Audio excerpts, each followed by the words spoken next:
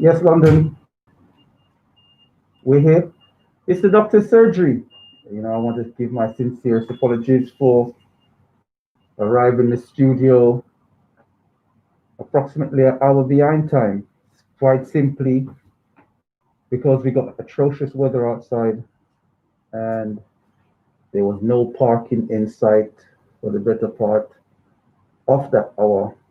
Hence why we're just arriving now into the studio. As you see, I'm by myself. The producer is still trying to find parking for her car. So she'll join us later in the studio. So we sincerely apologize. We must be back to work season.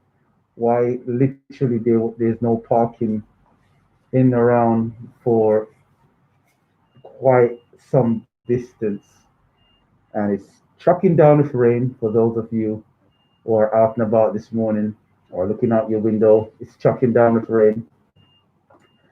So that's why I'm alone in the studio, and I apologize for the extreme tardiness the first time we're arriving in the studio so dramatically late.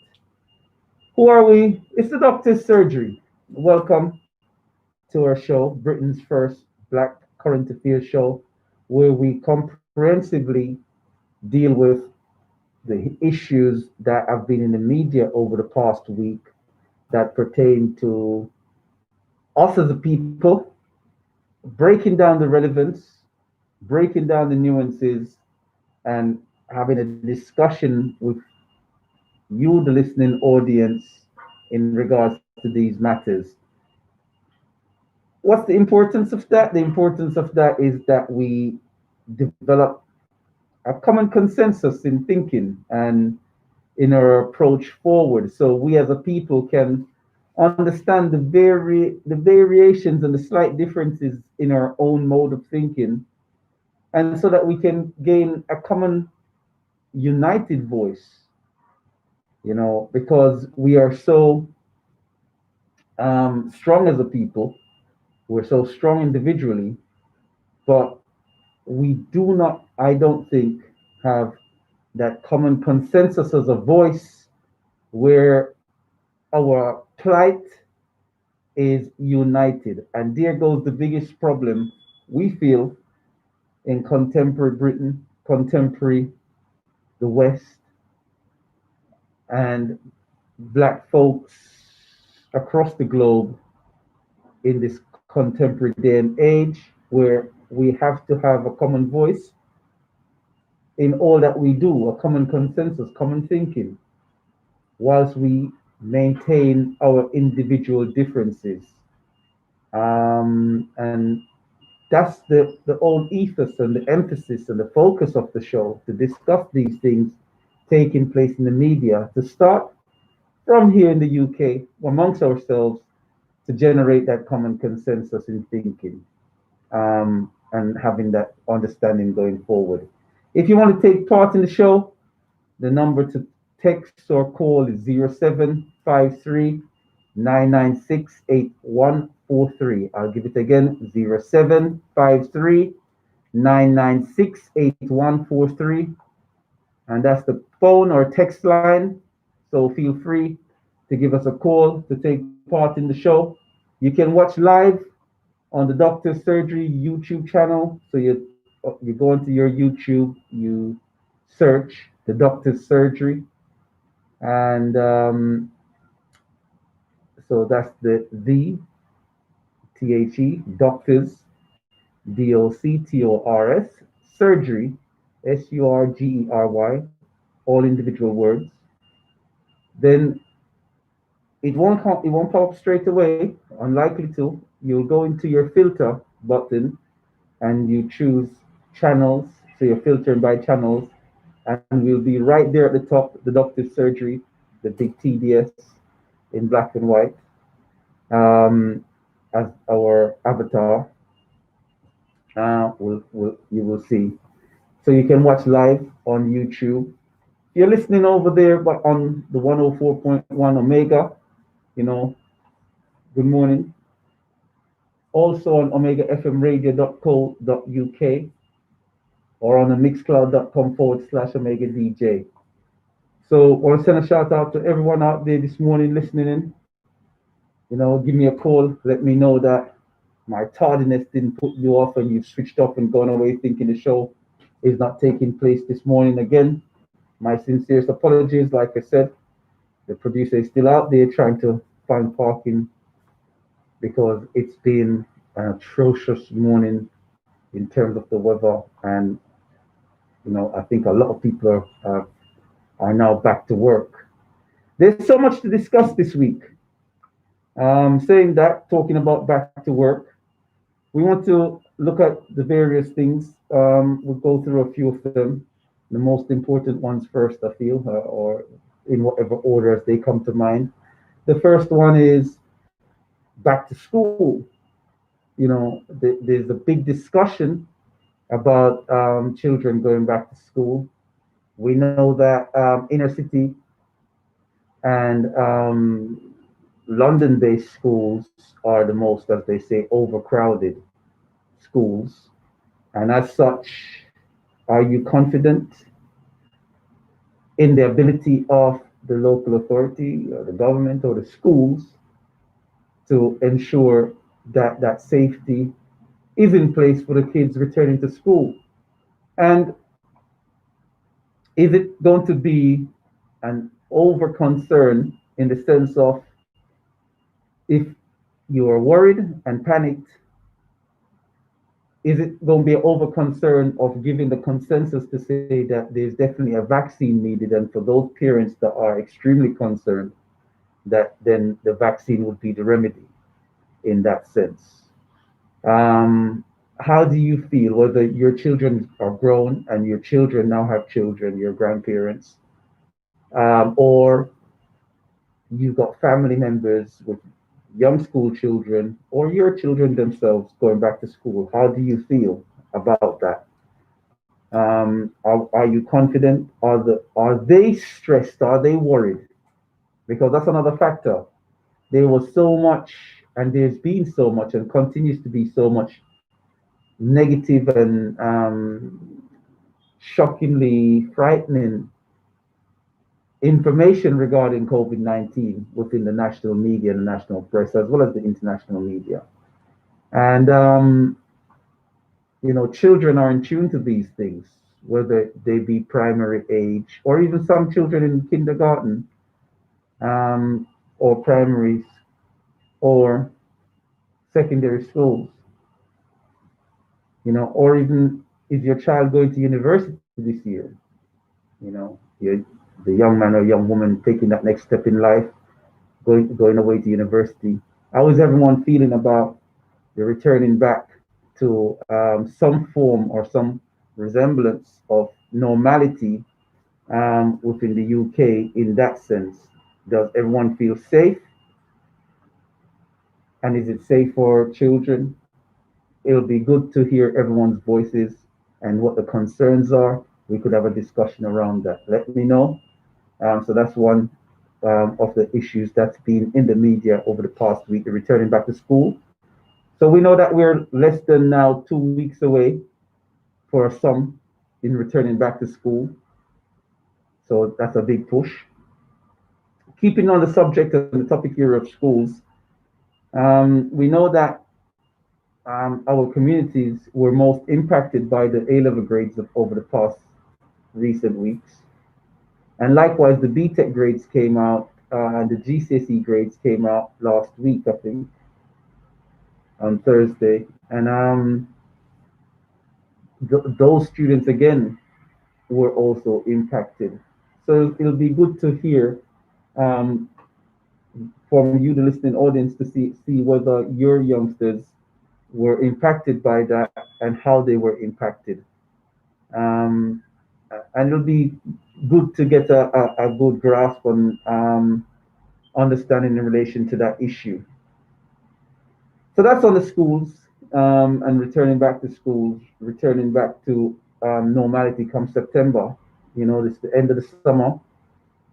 On a major scale, recently, I don't know if you all have seen the video.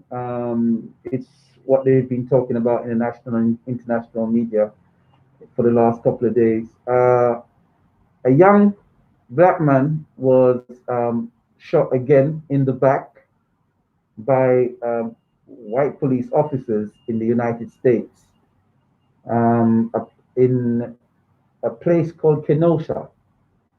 Kenosha is roughly majority white city or town. It's around 100,000 residents, I think, and about roughly 18 to 20% Hispanic, and the remainder, quite a high proportion, being white Americans or Euro Americans. And it is disconcerting, to know that after not so long after George Floyd and the big push over recent months from the Black Lives Matter movement, that and a lot of people don't respect the Black Lives Matter movement, but nonetheless, a big push by the Black Lives Matter movement, keeping the George Floyd issue as a measure of discussion, keeping the Breonna Barnes, is it, measure as a matter of discussion, to know that there's now a new incident. Now, this young black man is not dead.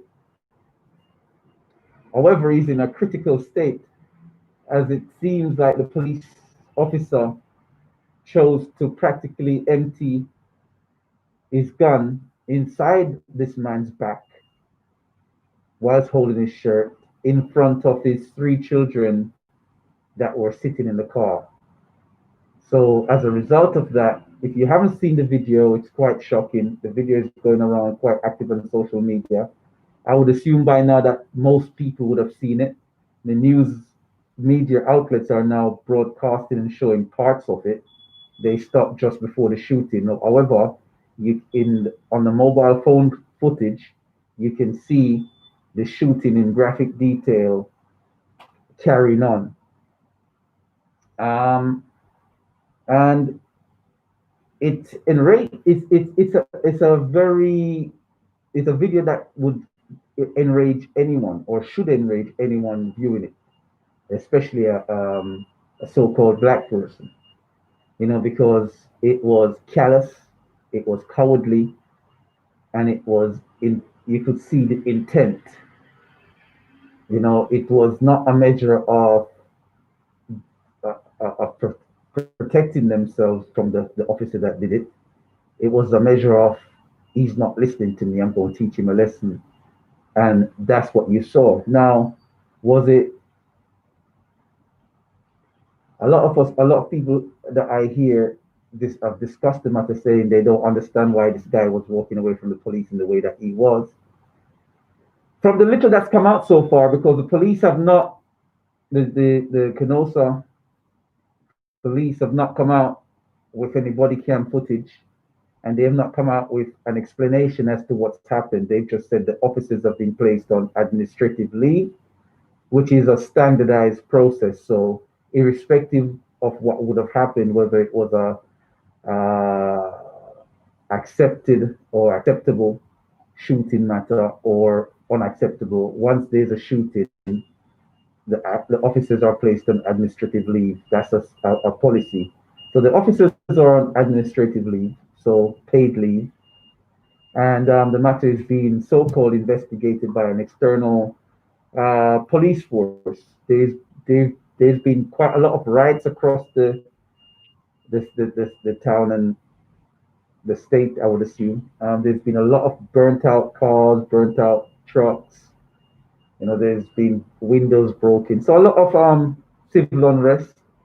Yesterday, I know the state governor, who's condemned the shooting in parts, they've called out the National Guards. So we know that there's roughly around 120 National Guard soldiers on the streets in that town to try to keep order. So it's not a mass turnout, but there's soldiers now on the road alongside police in riot gear. one of the things that the protesters are complaining about is that there's been no representation from the police. It's just been a full force of white face officers, no black officers, that have been sent out to confront people that are angry and protesting the issue. And to date, there's not been any response from the police, no appropriate response from the police in regards to the matter, the Kenosha Police Department, on what has taken place and what's transpired. So there's not been any positive or negative, no dispute or anything. We know that the incident has taken place and it's been left as such. There's been an incident. So let us know how you feel about hearing that news. If you're just hearing it for the first time, do you feel aggrieved that it's yet again? Do you feel the response has been appropriate? And I say, do you feel the response has been appropriate? Because we have to look at it from the point of view, and because I'm weary that I've lost roughly an hour of today's time because of the late start. That I can't do the full summaries, the full development summaries that I normally do because of time. But I'll do my best to give quite a comprehensive piece as possible. When we look at the situation, there was a video going around over the last week and a half or so of a guy on a train, a white guy on a train, hurling racist abuse at the passengers on the train, including three young black guys that were on the train. And as they disembarked from the train, one of the black guys knocked him out cold. Now, a lot of people have been saying that the response from the young black guy that knocked him out wasn't appropriate, and the thing is, what is appropriate, or when is standing up for yourself appropriate?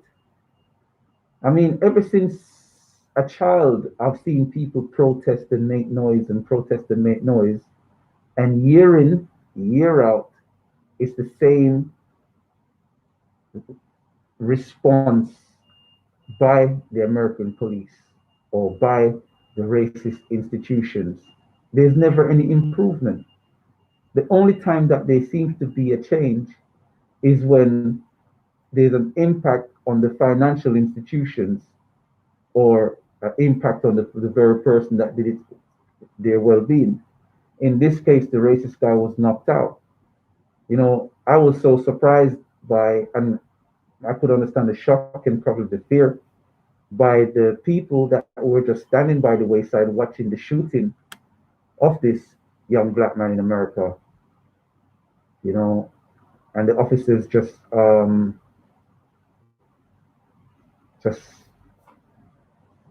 no repercussions immediately or nothing. What would have been appropriate at the time? And I throw a hypothetical out there. What would have happened if that officer that had done the shooting, if it was set right immediately, just like how on the train that situation was set right? Why go through and push to go through a long-winded process that never comes out with a fair answer and a fair balanced response? Sometimes things have to be corrected immediately. And I think we have to tread carefully in life.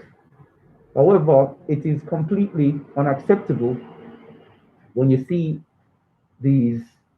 I mean, if it was a movie, for example, and something had happened to that officer immediately, people would have seen it as poetic justice. So when is poetic justice appropriate and when is it not appropriate? And that is, I think, the crux of what I'm asking with that. When is poetic justice appropriate and when is it not appropriate in the immediate? Yeah. Or does the fact that it's called poetic justice means it's appropriate and immediately appropriate? So that's in regards to what's taking place now. So if you guys aren't familiar with that, I think a lot of us are already. Um, you know, that is there. And last but not least, I want to look at I want to continue the discussion that seems to not be going away, and it seems to be getting continuously worse as a point of discussion.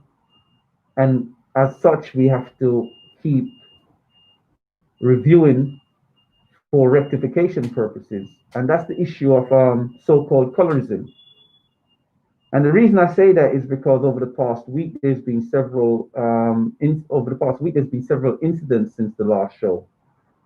One of those incidents, there's been an uproar or a trending, if that's the right term. I'm not really a social media person, but there's been a trending on social media in regards to a rapper by the name of Nas, who made a comment about a singer by the name of Doja Cat. Now, the background to this issue is that Doja Cat is of mixed heritage. Her dad is a black South African musician, and her mom is, I think, a Jewish white lady. And she was raised by her mom, not her dad, or they were. She was with both. They broke up when she was young, I would assume, and then there wasn't much correspondence with her dad after that. And the breaking up was due to the parents wanting to go in different directions, and at the time, so it wasn't so much they fell out of love, but rather they wanted to go in different directions based on perhaps career and opportunity. And as such, she had very little contact with her dad after that. And it seems that this has caused her to have a strong resentment towards her dad and anyone that represents her father's color as men, because she absolutely appears to hate black men. She's made quite a lot of strong racially charged comments towards black men, highlighting the fact that she only dates white men for those reasons. This has caused some backlash over recent weeks and months back towards Doja Cat, leading to those comments in the rapper's song saying about real black, not Doja Cat black, but Michael Blackson black. I might not be quoting the lyrics correctly. This department is usually the producers for uh, she presents these things mostly, and so a lot of people have been saying, was it appropriate with that response? But not only that, on the colorism issue, we know that there's a major colorism factor going on also in American, where a lot of the Republican media personnel have been hitting out against Kamala Harris for saying that she's African American. I mean, some of the comments have been quite stupid, in the fact that they're saying she's not African American because her father is the descendant of a slave owner, and so didn't go. The father's ancestry meant he didn't go through the slave experience, and as such, she doesn't have any association with black folks in that sense, as if, and this is one of the things that has been pointed out to me on several occasions over the past recent weeks. It appears that struggle and strife, poverty, these negative terminologies are all seem to be what people classify and demark as what blackness is. So you ain't black, it seems, unless you've gone through struggle. You ain't black unless you've gone through native experiences. And that is the definition of blackness. And that in itself is absolutely ridiculous. And when we have social commentators arguing about Kamala Harris's claiming to blackness and ignoring the fact that the the white far right media are presenting, or the white conservative media, let me say it like that, are presenting disparaging terminologies and disrespectful terminologies to describe what an African American is, as opposed to a good, strong set of people like myself that, due to white people in the powers that be pushing for institutional, as they would call it here, power, some people would call it white supremacy, even though there's no such thing, but this is in terms of power and authority, this is what you see in society. And they skew, as they say, what the history is written by the victors of wars. And at the moment, history is constantly being written by white folks in that power of authority. And when we look at history as black folks, we know that our contribution and our contributions to this society and the world has been insurmountable. So our strife and our problem is never been about essentially purely the struggle, because the struggle by definition is something that we talk about.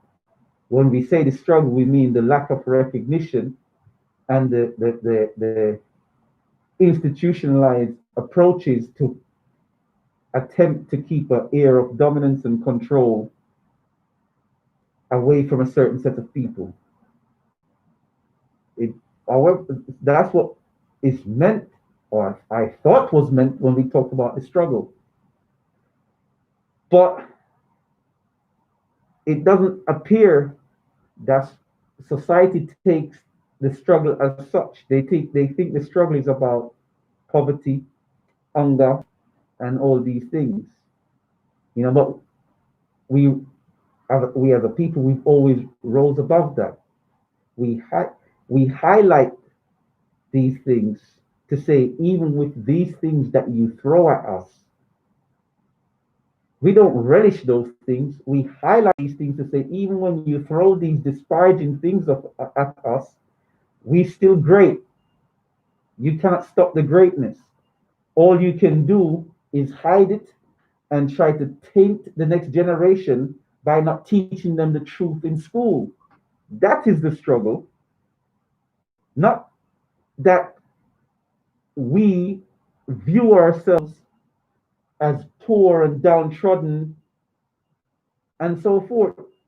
We view that to say you push poverty and injustice to keep us in a state of being down and of being down and downtrodden, but that is not us. Even within the context and confines of things, we rise with greatness. Henceforth, Maya Angelou's poem, "And Still We Rise." So we as a people, we have to understand the historical context of things, because it's clear and evident now that the white conservative media and even the liberal press on both sides, it's a horseshoe, right? It comes back around and meets itself, whether it's on the left wing or the right wing. They come back around to meet themselves. So it doesn't matter which side you're on, whether you say want to say Labour or Conservative, or you want to say Republican or Democrat. Still the same philosophy, the same process, still the same end result, where something is viewed in a certain way, which is, and the philosophy that you can see now in the media is to skew that, to try to change that into becoming the narrative that the youngsters that are going to grow up from this generation, the babies that are not going to be the adults of tomorrow, that's the narrative they want to push onto them for them to take on. That to think that they're downtrodden, to think, but that's never been the case. We view the discrepancies against us as the obstacle and the hurdle. However, we don't view ourselves as those obstacles. Am I talking to myself? Am I talking foolishness? And I mean, did I struggle through the wind and the rain to come in during this storm to speak to myself? Let me know if you're listening. Am I talking to myself? Because I haven't even gotten a text message to say anyone's listening. I'm talking to myself. I feel like I'm talking to myself. Let me know if you're listening before I can carry on. 0753 996 8143. I'll give it again. 0753 996 8143. Like one more time for the money. 0753 996 8143. Before I even carry on, let me know if you're listening, please. Like I said, I apologize for the extreme tardiness this morning. There simply was no access to parking, and as such, because there was no access to parking, and the rain, the heavy rain that was out there, it took some time. And as you can see, I'm still on my own in the studio because the producer, and I've been here now and up, still hasn't been able to identify parking so that they could come and join in the studio. So yeah, I might be talking to myself this morning. Everyone seems to not be on air this morning. I'll give the number again: 0753 996 8143. Text message reads, "Good morning." Oh, you have a caller? Caller, I'm gonna have to ask you to go live. I'm alone in the studio, so I can't even answer the phone separately. What's your name? Where you calling from? Yes, General Doc. Yeah, nice one. I must give it to you, because I really thought this morning you would come in again because the weather is bad, isn't it? The weather is bad. It's really bad out there. We can't find parking. Bad. I mean, I was going out and I changed my mind, but now I see you coming, I'm gonna go out as well. Thank you. I'm glad I energized you. Yeah, I only realized when I managed to get a little space to squeeze in, and then I was talking to the producer who couldn't find any space, and they said, "Oh, it's because of the storm." And I went, "What storm?" I didn't even realize that there was a name front. No, what's the name of it? I forget the name. It's something track in it. I don't know. I didn't. I did like I'm saying. She said to me, "It's a hurricane or it's a storm," and I said, "Is it?" I didn't even realize. No, hurricane. It's a storm. It's a storm. Still, it's strong because I was saying Francis, because I was saying I heard that name before as a winner. So I think it's Francis. Something strong about Francis. Okay. So Yeah, but that trigger with that man that the police shoot up, man. That's disgusting in the sense of looking at it. Yeah. Now what I gather from the whole situation, that man for me was in the wrong place at the wrong time, because what happened is that what I gathered, as I said, is that he came out to part a fight with two female in it. So how he come to get in the problem with the police, I don't know. Probably they was asking him question and he didn't want to answer. I don't know what happened there. But that just looks shock how they just shut him up like that, Well, yes, apparently he was being the person that was resolving the issue prior to the police's arrival, because the person that videoed said that they looked out the window and they saw the issue, the argument, and the guy came and he started to resolve the matter. He started to be the peacemaker. And yeah. Now, apparently, one of the ladies or so was his partner. Okay. So okay, that's what happened then. Okay, yeah. So but then apparently, you know how the white media is in America. Apparently, there was an arrest warrant issued for him before at some point in July, based on another domestic matter. So I don't know if it was known by him that there was a warrant or whatever the case may be, or who issued that warrant. But by the looks of things, it might have been one of his partners, who is the mother of his children. Based on what's on the file. She said she was screaming out that her kids is in the car and let her get her kids. But I didn't know what part of the situation. I thought she was in the car. So it's so it's her was in the problem with the person. Okay, I didn't get that. I just know he was part of this thing. Yeah. That's why he was saying that he was just part of the fight. And the reason I'm not repeating the allegations is because a lot of times they put some disparaging allegations so people can say, yeah, it was justified. Yeah, so, I know what you're saying. Yeah, so I'm not repeating. But even so, irrespective of whether the allegations are true or not, I still don't agree with the police actions. Knowing he should do that, but if there's a warrant out for you and he's trying to hold him up, they would act funny. I'm telling you, I know that for a fact. Yeah. You should know that too. I was a bit upset by the fact that some people will say that he was being a bit belligerent and why was he walking away from the police, right? But the key thing that we have to grasp here first is just because someone's an idiot doesn't make it right for the police officer to become an executioner for that person. An idiot is an idiot, but you're trained to deal with these things, and there was not. They don't look like the gender where they operated, do they? Looking at how they operated, right? They operated like mafia. Exactly. So there wasn't a life or there wasn't a immediate serious threat that warranted the officer shooting him. The officer is going to say, "Oh, I don't know if he was going for a gun or whatever the case may be." That's what you guys said. But nonetheless, you could have shot him in the foot. Something in it. I'll fire someone and shot that. Or you get what I'm saying? Or you shot him about 7 times in the back. You emptied your clip in him for opening his car door.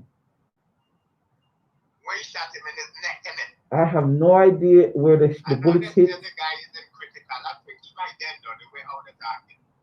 But he shot him he didn't shoot him for him to live. He shot him to kill him in the back. And the guy said that they heard the officers screaming, "Drop the knife." On the video, this is what it says, the reports. I watched the video several times after that. I see the man walking and he had nothing. He had nothing in his hand. Exactly. And the man was holding his t-shirt. He did not know where he could hide nothing anyway. He had this just normal stuff in it, and the man had his t-shirt. So where would he have the knife hide? Exactly. So I have no idea I don't understand why it was port of call for them to take a gun out. They said they tased him.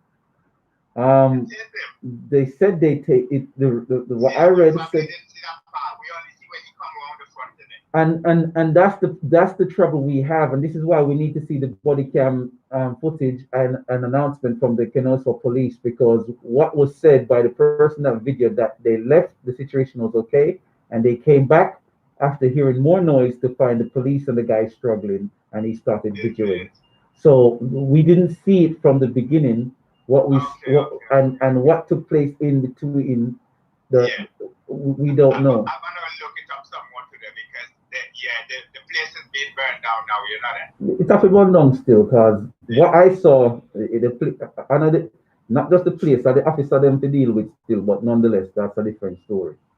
You know, like I Yeah. said, poetic justice. You know, it has to be done in a way that make people say, wait, that's what them are But they going. never go after the police, you know. They always burn down the black people, them things. And Bunch because of they say some of the thing that is burned down is black people. I don't know if they lied, but that's what the no, media is saying. and it's very much likely true because in most of the riots that have taken place historically, it's usually black businesses that suffer the most. They normally burn down their own stuff, which is Why, sure? their own neighborhoods. Well, I shouldn't say their own stuff, their own neighborhoods, because they're not allowed into the white neighborhoods because Oh, those, is it, that's the, what happened. Okay, I yeah, get you now. I get you. I get you. I didn't know that's what happened, you know, sad. yeah. So it's always their own This is neighborhoods why that are burnt they out. should more do that, you know. But This is what I'm saying. It's like anger makes people do stupid things like that, and it should they be, don't think, yeah. yeah, it should be targeted. And you know what I'm saying is that if you know Do what they burning down.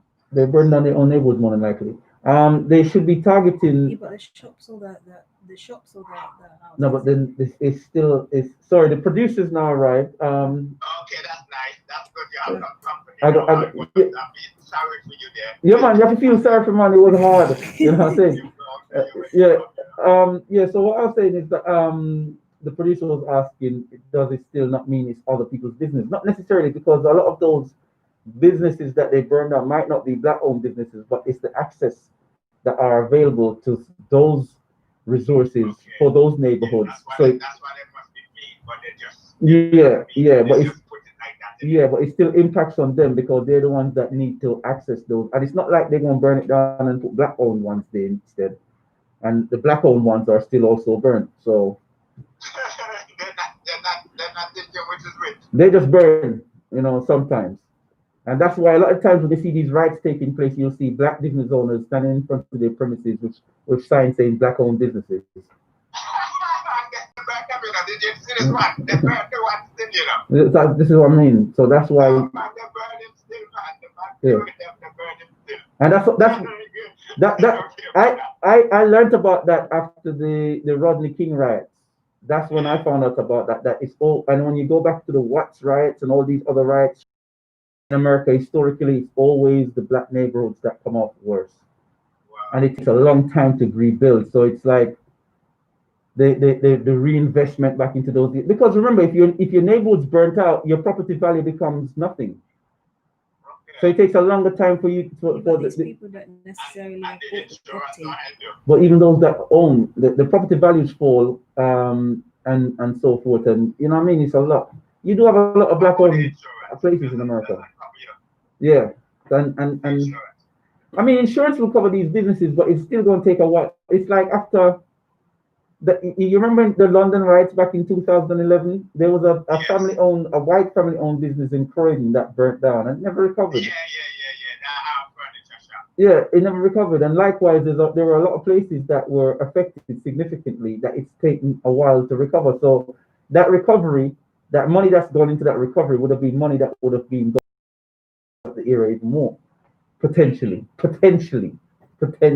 I have to stress that. But I don't feel that you should. I feel the ones that should feel the brunt of the ferocity of any negative action should be the one that carried out the negative action in the first Yeah, place. it should be the police. And Right. that's what many people say as well. But that is that coward act right now, isn't it? Very much so. A bunch of cowards, you know, and they hide behind the badge and the shield. But likewise, people allow them to hide behind that because, you know, Yeah, but I mean with the people as well, the people them is a coward acting and they're going after anything they can catch rather than really. Because I think if people start to really go after the police, because for me, you know, I can see that the police has that kind of agenda, even in Britain as well. It's Mhm. like they want to start some kind of uprising, you know. But that's how it look to me, you know. They look like I don't know if it's them or the politician or whatever. Because for me, I'm saying they're carrying out the agenda of their politicians. I'm That's glad. why I think. I'm glad you said that because the last point that I should have made in my summary of what I'm talking about is the whole issue with the police. Because when we talk about Dawn Butler and her stop recently, the police have come out in attack against her, attacking her character for saying what she said because there was no way of them knowing who was in the car. However, we now know that, and on last week's show, I highlighted that the police commissioner is completely useless for a post, completely incompetent. And we're not, it's not only black people saying that now, you have white protagonists out there now saying that Crusader Dick is not fit for the post because of You the should look like a living dead, though. yeah, she does not, you know what I mean? So it's like she's not fit for the post because comments that she said, she's steering the police towards a very militaristic type of setup as opposed to people are hating the police more under her tutelage, and nothing that she does seems to manifest positivity. You know, her comments are radical and never seem to be aimed at mediating. You know, I don't think she knows what she's doing. You know what I mean? I think she's out of her depth. Yeah, somebody was saying that the police them is a bit nervous and it's the nervousness causing them to be like that, but I doubt that, you know. You know, so yeah, so that's basically what the general consensus there is in that sense, in regards to that matter. So there's a black police officer suing the Met. Yeah. Yeah, there's a black officer suing the Met for racism. For what? We're getting pulled over He was pulled over by white officers without a reason. and he knew it was profiling because he's a senior officer and he saw how they did everything. And when they found out that he was a senior officer, as opposed to any further comment, they just walked off. So Yeah, because I saw that briefly, but I did never went on to show what is what and what is what. So I feel like that they try to cover it up because Yes. look at the Don Butler, but this one I only heard it a little bit. So if you never raised that issue now again, I wouldn't think it's just a passing thing. Yeah. And when I heard it, I didn't really get exactly. I just figured that it was saying police, but I didn't figure that it's police stopping at next police. You understand what I'm saying? yeah. So how come they haven't run this one? What's up with that? I mean, it's in the national media, but it's very quiet. It's very hush hush because It's very subtle. It's not like the Don Butler one. Why? I tell you because the Don Butler. This is why I said I had to support Don Butler because I knew they were going to come at her, and it wasn't for her. Dawn coming out and saying what she said was never going to benefit her career, and that's why I respected the decision in the sense because it didn't seem like it was an opportunistic move to be a career goal-minded person in that sense. It was a move to say, hold on, if I'm going through this, what are other people going through? I need to just at least flag it up. And I respect her because of that, because it was a selfless action, which is what you expect from your MPs. This is what you'd expect from your black MPs, and none of the other black MPs have come out in support of her. No, that's how Not that I'm aware of. Let me say it like that. Not that I'm aware of. There's not. You're right. It hasn't. Everybody's waiting to see how, but it hasn't. I mean, I'm telling you, that is how we are. We don't never get together. That's just that. You get me? That just don't make sense. What's causing this? Yeah, and yet Big Belly David Lambie, whatever his name is, would be supporting other people's causes, but with our cause, what he don't talk about weed again? I'm not knocking people that smoke weed, but weed ain't black people. It's not the only discussion. You get what I'm saying? So if the key issue is the moves, like I said, the moves to present a certain imagery and a certain stereotypical viewpoint and philosophy on us, but that philosophy isn't us. We are not.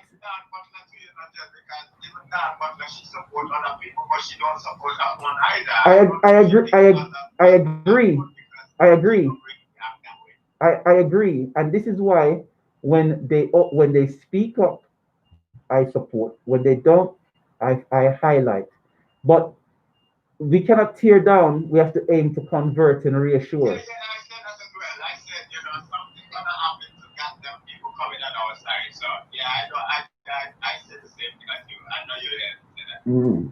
All right, but but give thanks to them. I'm glad you listen. I read out some of them text messages, yeah? You never know, man. But I was really shocked. When I get out of bed and I get the toilet, the bathroom, I didn't give up on you. I said, well, No, come in. And I said, well, I don't come up to bed. But when I came out of the toilet, I heard you talking about my radio and turned on and I said, wait, that's him. And I turned it up and then I said, yeah, it's good man. Obviously, brother, you're a good man. All right, no worries. Give thanks, yeah? Respect, yeah, I'm listening. All right, no worries. Give thanks. Yeah, respect. Yeah, so once again, like I said, I apologize for the tardiness. It couldn't have been avoided this morning simply because of the lack of parking and the heavy rain that's taking place. Text message reads,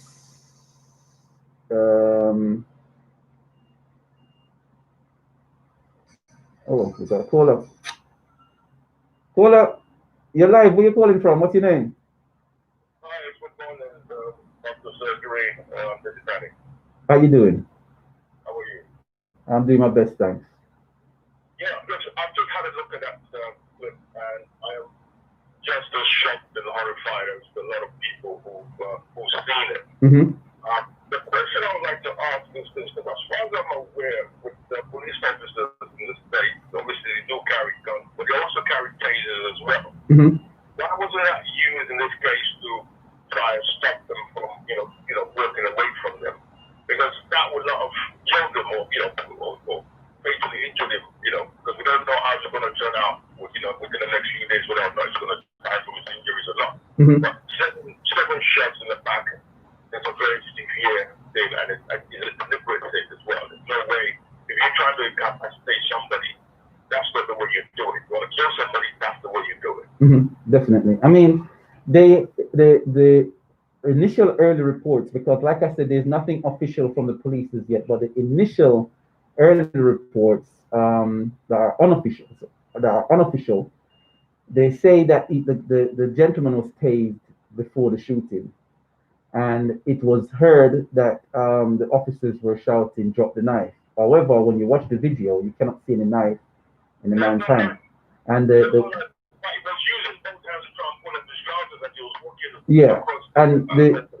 all the witnesses say that I've commented so far, I've said they didn't see a knife. However, there was mentioning of the man being tased. So it's not quite sure what took place. But what is for certainty, the man wasn't an antagonizing factor in the domestic altercation that was taking place at the time. However, like I said, there was a report from my readings, because I went on to a lot of the American newspaper sites and the local paper sites and so forth. There was a statement that there was an arrest warrant issued in July for the gentleman in relation to a previous or prior domestic disturbance, and there were quite several charges alleged against him. So I don't know if that's why the police seem to interact. I'm not repeating those charges quite simply for the fact that it could have been anything on earth under the sun. If it wasn't murder and dangerous weapon and violence in that sense beyond reproach, then the officer has no grounds to. His fiancé even reported that his children were in the back of that car. Yes. Now, if the police officers were worried that you might get in the car and drive away, they would have just shut out the tires, and they can contain him, call for backup and whatever, and then safely arrest him. If the officer didn't have the gun in his hand, he could have held the man properly from behind and flung him to the ground with his colleagues, if that is the case, and cuffed him. Yeah, they all had their guns drawn. Why?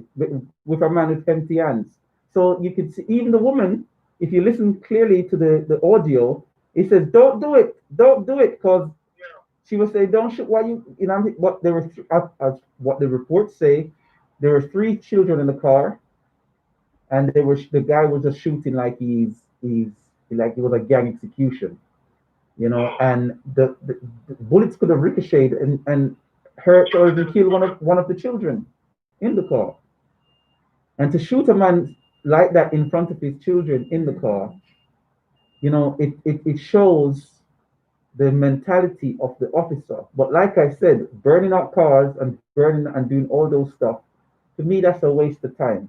If they should be, if at the same time, brother, you also have to start considering more seriously the fact that maybe people are trying to stir things up, right? It could be, as you guys were saying earlier, it could be the politicians who would accuse themselves, could be certain members of the community that just want to instigate some kind of mass conflict. And you know that forth with the George Floyd thing that all the police departments, not just in the United States, but worldwide, would have learned lessons from that. you So see, you know what? We need to change the way we, apprehend people.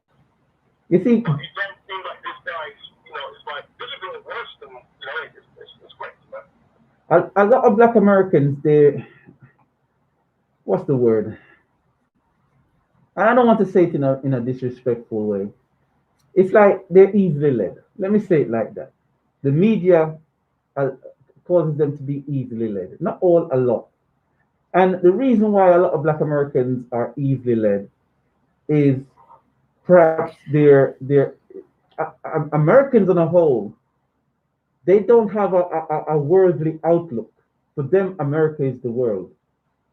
Believe you me, you know what I mean? I was in Miami years ago, and I remember I met this guy. I was in the serious side of Miami. My dad had a friend that lived in the serious side of Miami.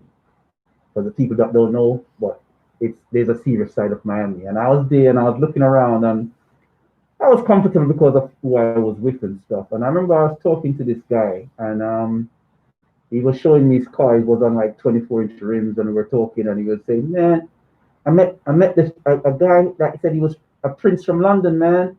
And I said, "What?" Now, he was telling me seriously that he met a black guy from London that told him he was a prince in London, and he bought it. You get what I'm saying? I had to be said to him, so listen, big man, right? Don't let no one come to tell you but that they know Prince in London and yeah. Don't let one tell you that foolishness and gas your head and turn like.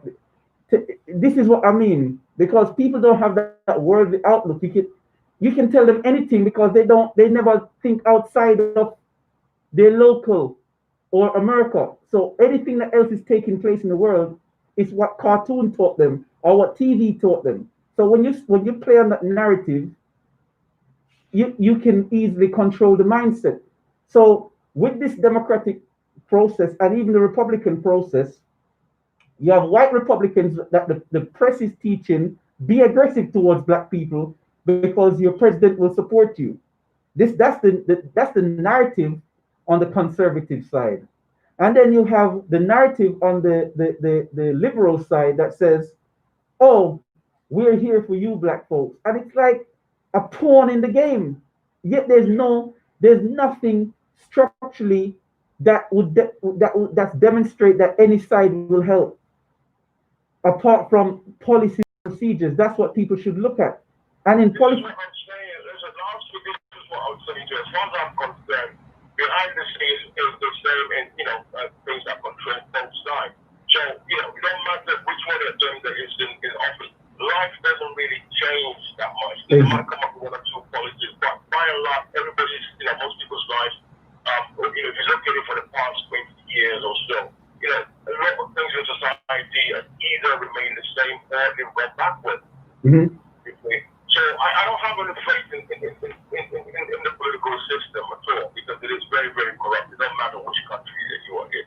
Exactly. And one thing I also say as well is that look, people just gotta be great for not being easily led. Those who put their agenda and they're trying to stir things up. This is one way that they're doing it. But I've had to look at some of the protesters and the fact that people are also burning down the neighborhood that they live in. It don't matter whether or not the businesses that are burning down belongs to black or white, but those are services that the community would need and use. And now all of a sudden you burn them down. What you not gonna do when you need stuff? They should be burning down the officers' houses. You know what I'm saying? They don't want to burn down anything. Burn on the policeman them house.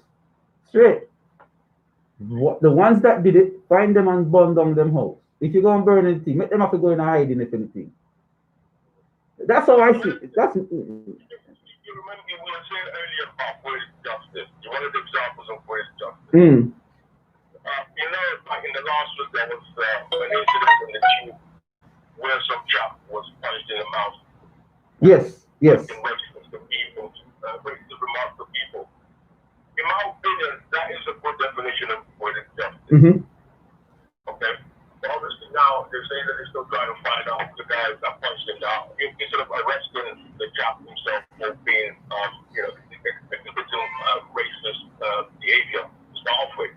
And you're not doing that. They're looking for the person who basically felt offended and decided. But you know the funny thing about that?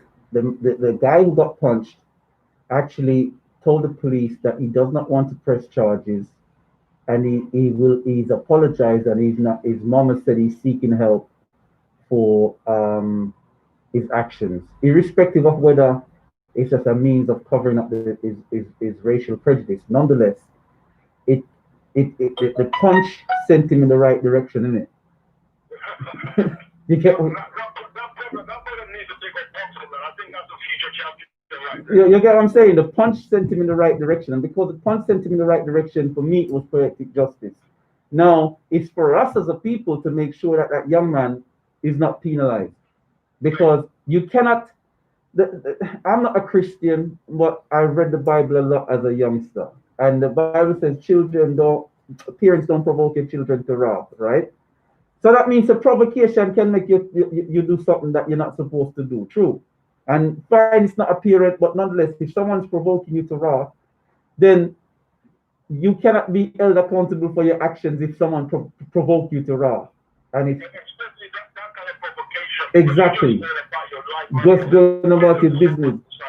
You know what I mean? So exactly. So if that young man needs help legally, I think we as a community should help him. And if that is the case, he can always call the doctor's surgery, because we have to take a pause for the cause. We're out of time. We catch everybody back on the other side. I just realized the police are supporting me, yeah? All right, no worries. Yeah. So we catch you back after the news and the advert break, everyone, yeah? We're out of time on the defense.